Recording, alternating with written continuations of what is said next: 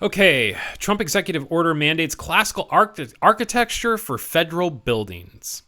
And the reason that I picked this, because I think it's kind of stupid, first of all, but I also think that what the executive order is called is really fucking stupid. And that's the reason that I picked this. So Trump signs order to make federal architecture beautiful again. Are you fucking kidding me? God. Okay. All right.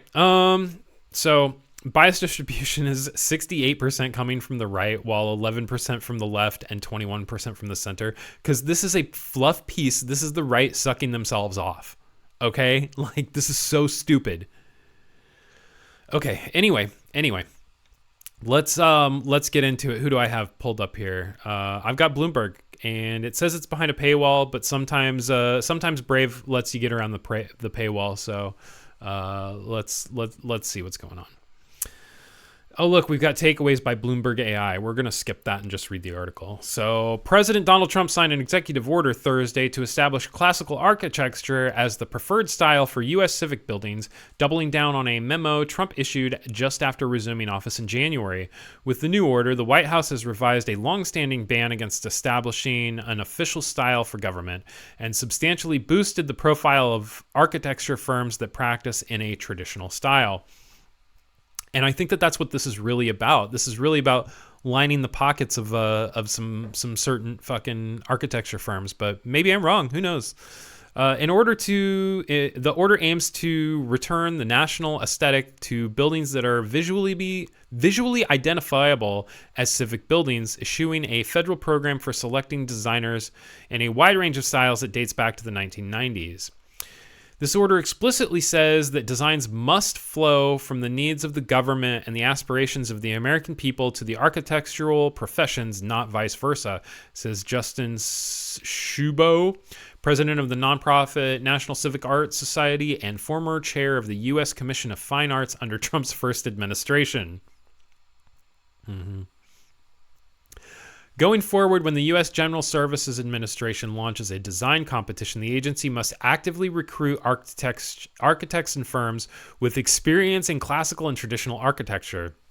The order reads, I would not be surprised if the original push for this came from an architecture firm that has experience in classical and traditional architecture.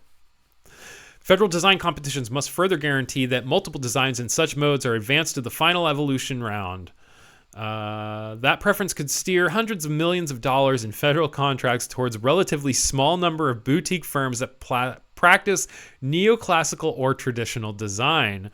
With its guidance on selecting architecture firms, Trump's August 28th order, Make Federal Architecture Beautiful Again, goes further than his last official directive on the subject, which the president signed in the waning days of his first administration in December of 2020. At the heart of the new executive order is a revision to a document from the General Services Administration that serves as a foundational text for civic architecture. The Guiding Principles for Federal Architecture, written by Daniel Patrick Moynihan in 1962, established that federal design should embody the finest contemporary American architectural thought. The guidelines further state that design must flow from the architectural profession to the government and not vice versa.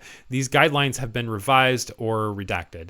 Instead, neoclassical architecture will be the official style for all new federal buildings in Washington, D.C., while federal agencies will be encouraged to build traditional designs everywhere else.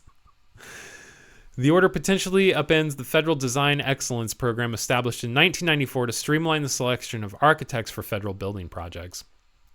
Any project design proposals selected in brutalist or deconstructive styles, referring to federal building styles from the late 1950s through the early 1970s, must be approved by the Assistant to the President for Domestic Policy, a role currently occupied by former speechwriter Vince Harley. New buildings in those styles are vanishingly rare. Architects have responded to modern needs for offices, programming, and security with a diverse range of modernist and regionalist approaches that defy easy categorization. Now the range of possibilities will be narrower, and the decisions about style will flow through a senior advisor for the architectural design, a new GSA position authorized by the executive order. Someone who I'm sure will be definitely hard to lobby.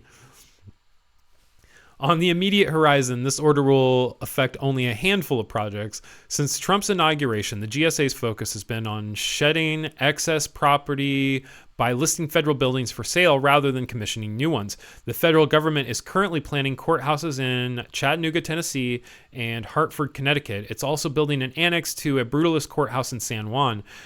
The new order will also apply to forthcoming U.S. Food and Drug Administration building in Denver, a city with very little of the neoclassical architecture that predominates on the East Coast.